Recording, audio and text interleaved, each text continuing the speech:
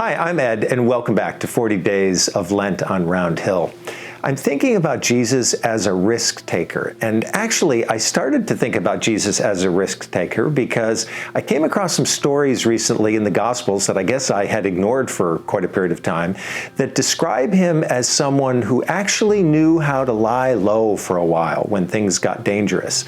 It wasn't very long into Jesus' public ministry when people began to push back both religious and political authorities, and they actually wanted to give him up, and in some cases they were plotting to kill him. So this happens really early on when his ministry begins. So he had to be savvy about his future because he obviously wanted to communicate his message. He wanted to build a community of followers. He wanted to heal people. There were many, many things that he wanted to do. He couldn't afford to have his life placed at risk too early in his life, and yet he knew that sooner or later risk was going to be part of his ministry.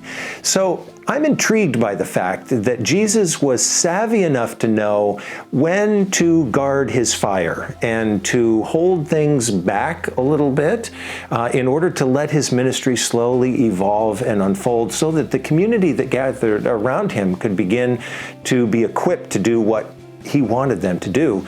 But then there were times when he was prepared to take a public risk. And I think that faith, that's the territory when sometimes we need to take a public stance. We need to say something that makes us comfortable that will also make other people uncomfortable.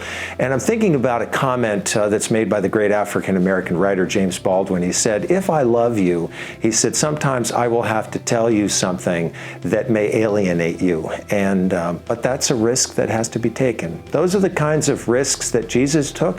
There may be times when we need to do so as well. That's part of the Lenten journey, and that's part of the journey of faith. But through it all, God is with us and for us. So blessings on this season of Lent and beyond.